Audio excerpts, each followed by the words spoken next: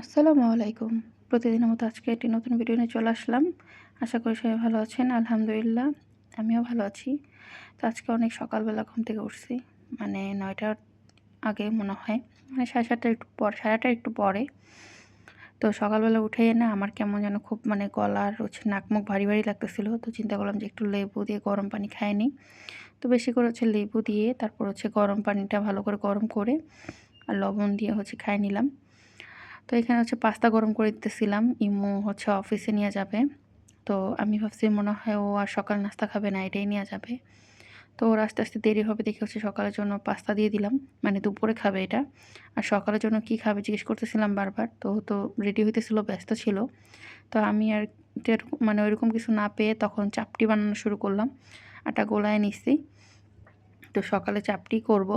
তো আমি ভাবছিলাম ১ম এ আমার জন্যই করব। পরে ইমু বলতেছিল যে, "না, ও খেয়ে একবারে বের হবে যেহেতু দেরি হয়ে গেছে। তো একবারেই যাবে।" তো এইজন্য আমি চাপড়ির আটাটা ভালো করে মানে একদম গোলায় নিছি। তো এই যে আমি একটা, একটা করে চাপড়ি দিয়ে দিতেছিলাম। এপাট ওপাট ভালো করে ভেজে তাড়াতাড়ি করে মুখে দেওয়ার জন্য ইয়ে করতেছিলাম। আর যেহেতু ইলেকট্রিক চুলা একটু গরম হইতে মানে সময় লাগতেছে।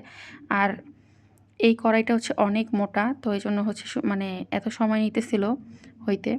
এমনিতে নরমাল চুলায় তাড়াতাড়ি হয়ে যায়। তো এখানে এই যে এই চাপড়িগুলো আমার জন্য আছে, এগুলো আমি খাবো এখন। তারপরে এই যে বিছনা-টিছনার এই অবস্থা, ১১টা বেজে গেছে। তো আমি একটু গাছগুলো দেখে আসছিলাম। আমার যে কুমড়া গাছটা আছে ওটা একটু দেখে আসছিলাম। আমার প্রতিদিন সকালের একটাই কাজ যে আমার কুমড়া গাছটা কী অবস্থা আছে সেটা দেখে আসি। তো এই যে বাসা-টাসা সব গুছায় নিয়েছি। আজকে আমি ঘরের কাজটা শেষ করছি। তারপরে রান্নাবান্না করব। তো এই যে বাবুকে এখন মানে গোসল করাই দিব, তাই ও এমনি কাঁদতেছে। তো আজকে ১২টার মধ্যেই আমাদের গোসল-টোসল সব শেষ। তো এখানে বেগুন ভাইজে নিয়েছি, রান্না করব। তো বেগুনটা ভুনা করব। এখানে পেঁয়াজ আর জিরা বাটা দিয়ে আমি মসলাটা ভালো করে কষায় নিলাম। এখানে একটু হলুদ, লবণ, মরিচও দিছি, কাঁচামরিচও দিছি। তো এখানে আমি এটার মধ্যেই বেগুনগুলা দিয়ে দিব। তারপর ঝোলটা দিয়ে দিব। মানে যতটুকু ইয়ার মধ্যে আমরা বেগুন ভুনা খাবো ওইটা দিয়ে দিব। অল্প একটু দিয়ে দিলাম। তো এখানে এটার মধ্যেই বেগুন ভুনাটা সুন্দর হয়ে যাবে। হয়ে গেলে নামায় নিব ধনিয়া পাতা দিয়ে। তো এটা হইতে থাকুক। তো আমি ফ্রিজ থেকে কচু নামায় রাখছিলাম। আগের দিন যে কচুটা আমি সিদ্ধ করে রাখছি সেটাই আমি নামায় নিচ্ছি। এটা ফ্রিজে রাখছিলাম, নাহলে নষ্ট হয়ে যাইত। তো এই কচুটাতে আমি একটু পেঁয়াজ, কাঁচামরিচ, রসুন আর একটু হলুদ দিছি। কেমন জানি একটু সবুজ, সবুজ লাগতেছিল, তাই একটু হলুদ দিছি। এখন এটা ভালো করে নাড়াচাড়া দিয়ে একদম শুকনা, শুকনা করে ফেলবো। আসলে বাসায় ইলিশ মাছও নাই। অনেককে দেখছি এটা রান্না করে খাইতে। তো আসলে আমি এটা কোনোদিন রান্না করে খাই নাই। আমি এভাবেই খাইছি সবসময়, কিন্তু ইলিশ মাছ দিয়ে খাইলে আরও অনেক মজা লাগে।